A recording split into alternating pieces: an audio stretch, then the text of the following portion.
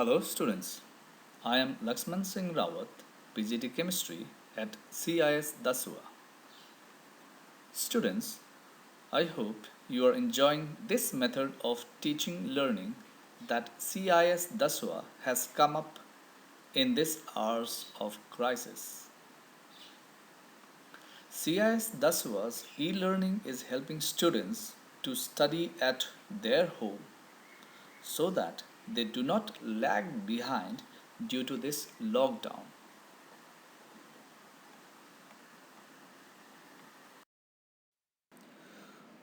We will continue with our chapter, The Structure of Atom.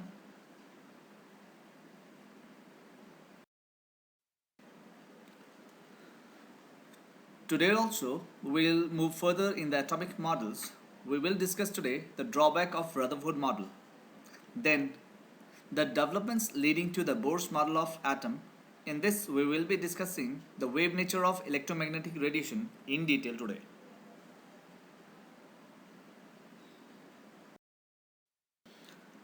Let us take a quick recap of the previous topic which we had discussed. Let us discuss Thomson's model of atom. It was given in around 1898. He proposed that atom is spherically shaped with the mass and positive charge being uniformly distributed in the atom. The electrons were considered to be embedded into it in such a way as to give the most stable electrostatic arrangement. We give different names to this model like plum pudding model, raisin pudding model, the watermelon model, and so on. Although this model was able to explain the overall neutrality of the atom, but it could not explain the later experimental results. In fact, Thomson was awarded Nobel Prize for Physics in 1906 for his investigations on the conduction of electricity of gases.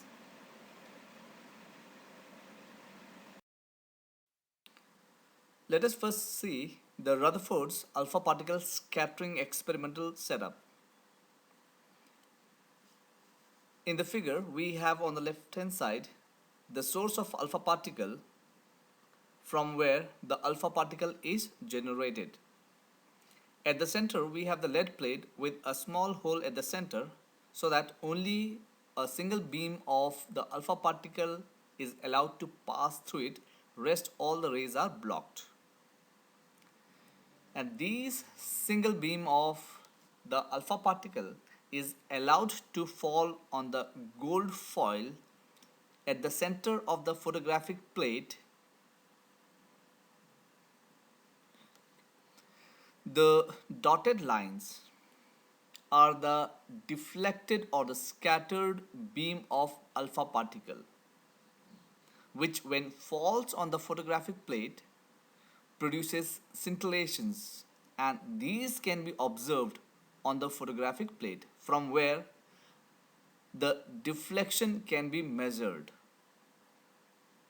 Now we will discuss the observations of this alpha particle scattering experiment.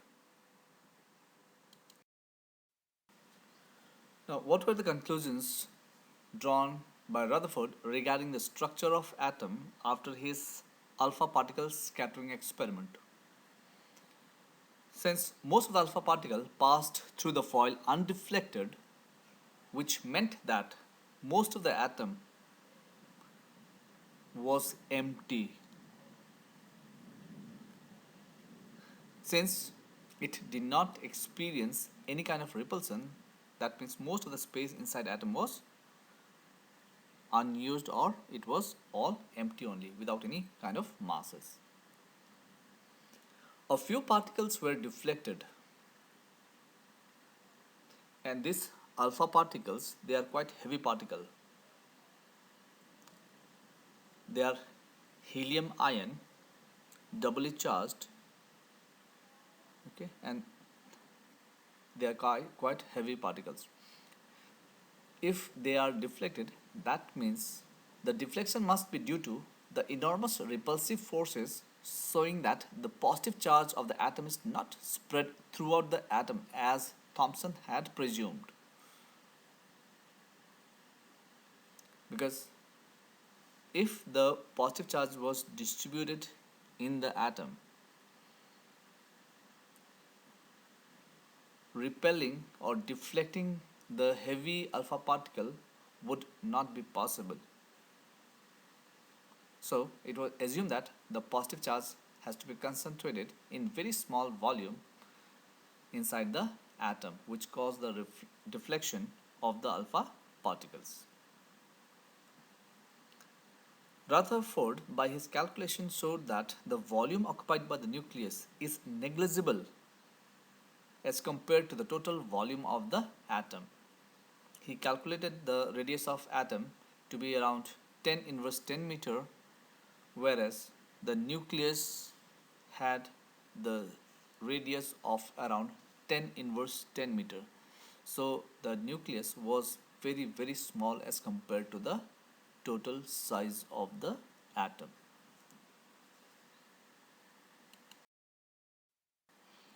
On the basis of the experimental evidences and observations, Rutherford proposed the nuclear model of atom, and according to this model, the positive charge and most of the mass of the atom was densely concentrated in extremely small region. This small portion of the atom was called nucleus by Rutherford. The Rutherford proposed that the nucleus is surrounded by electron that moved around the nucleus with very high speed in circular path called the orbits, thus resembling the solar system, and hence this model is also called the planetary model of atom. The electrons and the nucleus are held together by the electrostatic forces of attraction.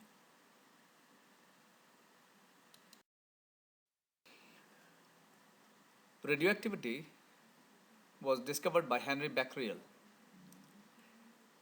What is this radioactivity? The spontaneous emission of radiation on their own is called radioactivity, and the elements showing these are called the radioactive elements. It is observed that in the case of radioactive substances, three kinds of rays are emitted: the alpha rays, the beta rays, and the gamma rays. The radioactive substances, when they are subjected to the electrical field, it is seen that the beta rays, they are attracted toward the positive plate, whereas the alpha rays, they are attracted toward the negative plate of the electric field, whereas the gamma ray, they remain unattracted toward any of the electrical field.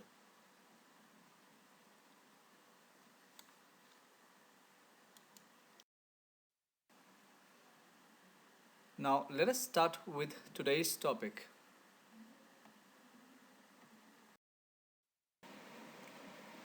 Let us first discuss the atomic number and the mass number.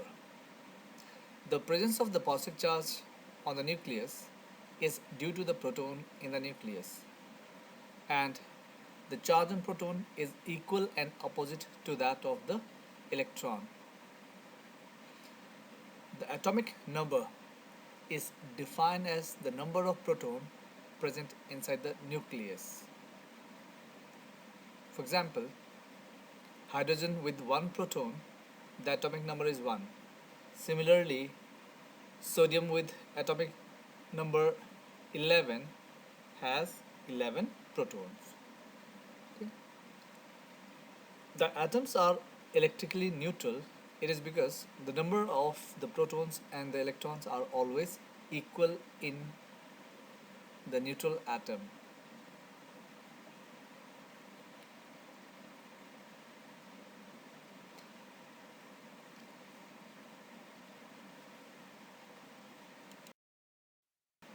While the positive charge of the nucleus is due to protons, the mass of the nucleus is due to protons and neutrons. In fact, nucleon, the proton and neutron present in the nucleus are collectively known as the nucleons, and the total number of nucleon is termed as the mass number of the atom. So, the mass number of atom is equal to the number of protons plus the number of neutrons, that is equal to the mass number.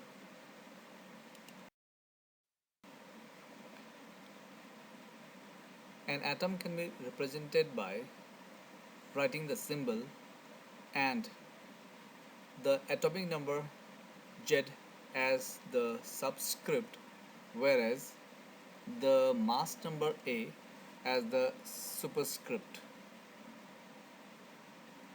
Having done that, let us try to define isobars.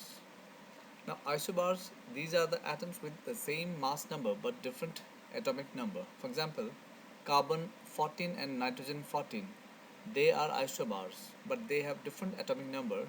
The atomic number of carbon is 6, whereas that of nitrogen is 7. Now, isotopes. Isotopes, they are the atoms of the identical atomic number but different atomic mass number are known as isotopes. That is, they are the atoms of same element having the same atomic number but different mass number.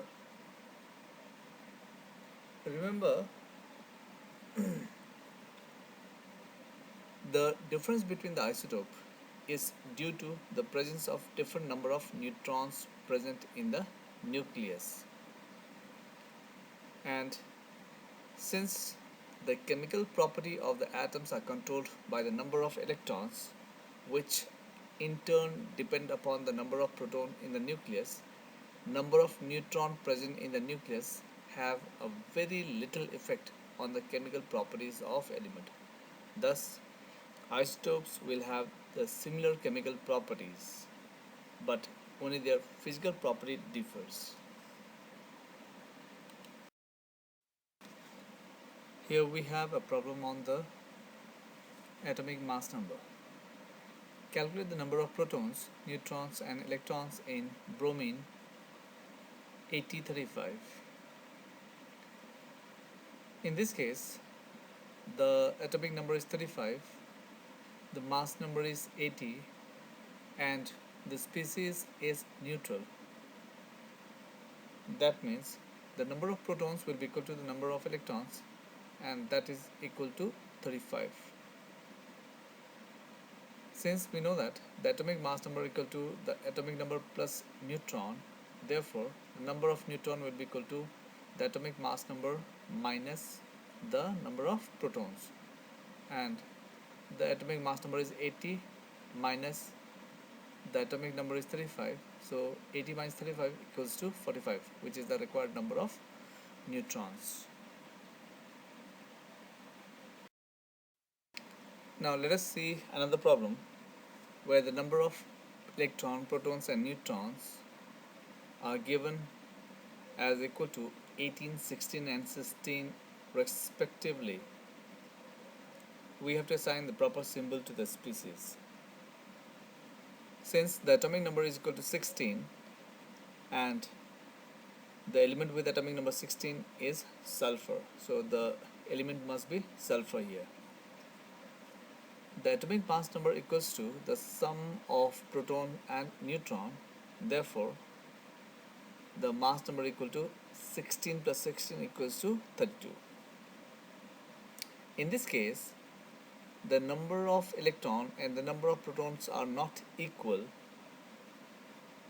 then it must be an anion with negative charge equal to the difference of the proton and electron, and we see that the difference comes out to be 2. So these are the two extra electron which these species must be carrying.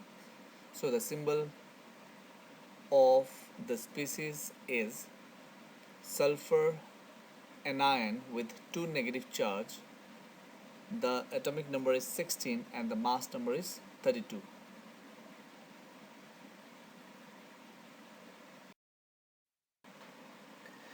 Let us discuss the drawbacks of Rutherford model. Rutherford model of an atom is often called the planetary model. However, there is difference between the two. It is because classical mechanics can be applied to the solar system, which can calculate precisely the planetary orbits. By analogy, we can say that the electron should move around the nucleus in well defined orbits. However, when a body is moving in an orbit, it undergoes acceleration, even if it is moving with constant speed due to changing direction. Because the direction constantly changes, so even if it is moving with constant speed, it is undergoing an acceleration. So, an electron which is charged, unlike the planets which are not charged, is under acceleration. Planet also undergo acceleration like electrons, but planets are not charged like the electrons. So because of this, there is difference between the two, and here lies the crux, or because of which we have the drawback in the Rutherford model.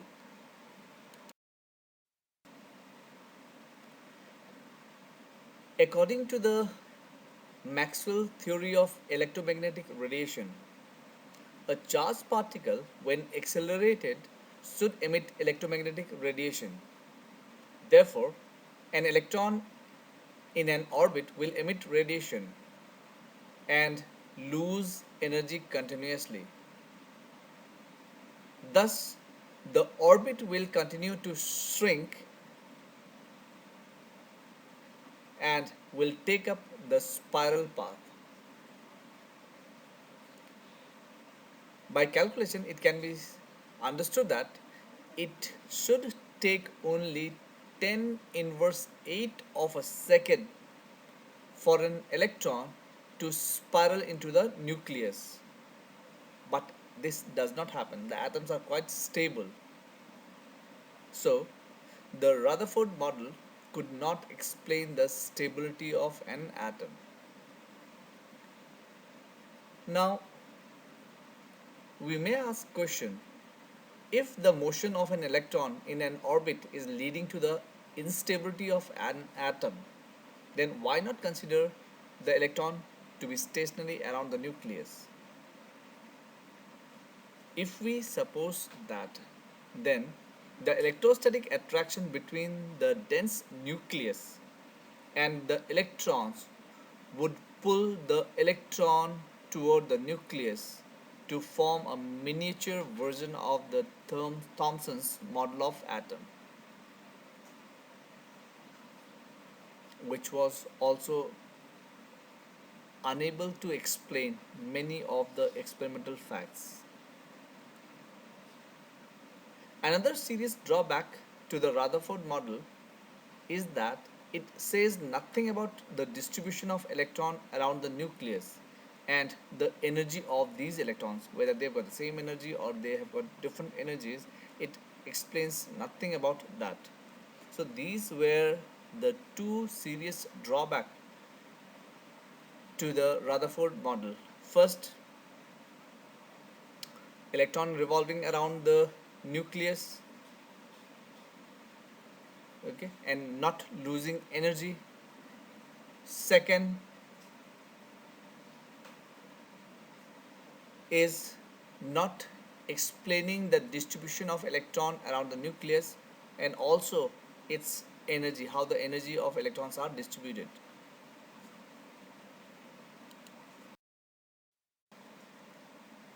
Before we start with the Bohr's model of an atom, let us discuss two important developments that led to the Bohr's model of atom.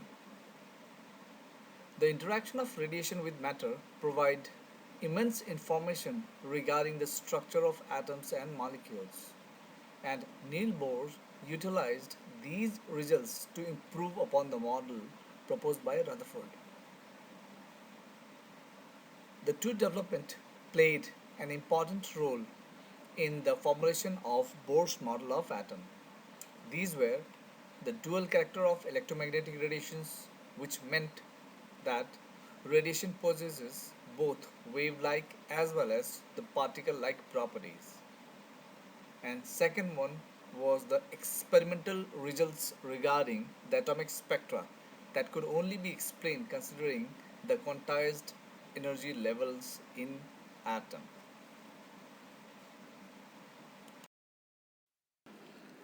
Let us first discuss about the wave nature of electromagnetic radiation.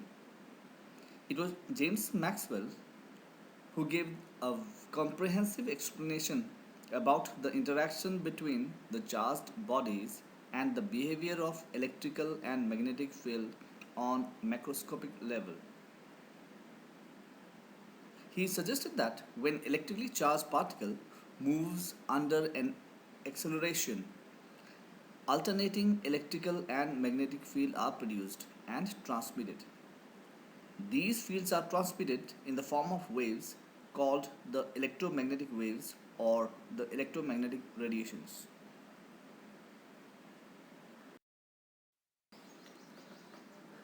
In fact, earlier, light was supposed to be made up of particle, and Newton was one of the scientists who was proponent of the corpuscular nature of light. It was Maxwell in 19th century who established the wave nature of light. He revealed that light waves are associated with oscillating electric and magnetic field. Let us discuss the properties of electromagnetic radiations. The oscillating electric and magnetic fields produced by oscillating charged particles are perpendicular to each other and to the direction of propagation of wave, as shown in the picture here. The blue colored wave is the electric field and the red colored wave is the magnetic field. These wave fields are perpendicular to one another. That means they are at 90 degree to one another. And they are perpendicular to the direction of propagation also.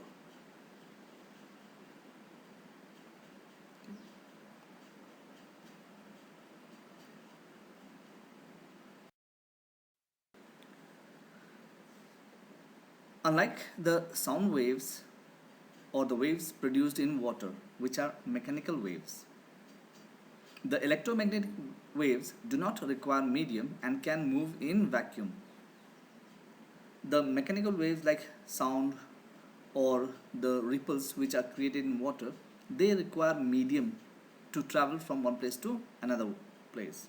However, the electromagnetic radiation, for example light, they do not require any kind of medium to travel from one place to another. For example, the sun ray reaches earth or the sunlight reaches earth, and in between there is the empty space.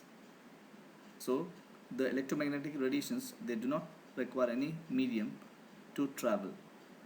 Some point of differences between the mechanical waves and electromagnetic waves are given here.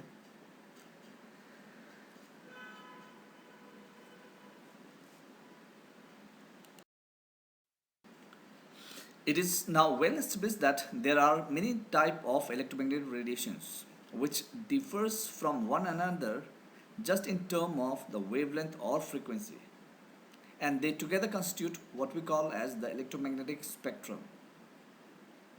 The different region of the spectrum are identified by different names. For example, the radio frequency region is around 106 Hz. This is used for broadcasting. Microwave region is around 1010 Hz, that is 1010 Hz. It is used in the radars and so on. In fact, the visible region is a very small portion of the electromagnetic spectrum which we can see, that is around 1015 Hz, that is 1015 Hz. This is the region where we can see, and there we require special instruments to detect the non-visible radiations.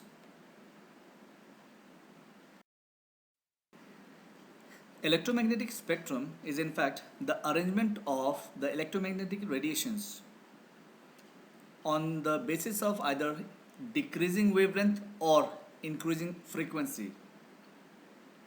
Now, different kind of units are used to represent the electromagnetic radiations.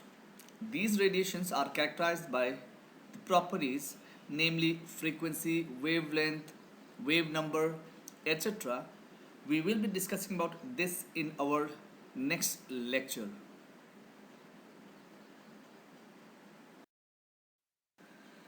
In our next lecture, we will be discussing about the characteristic of electromagnetic radiations in detail. Till then, take care of yourself and thank you very much.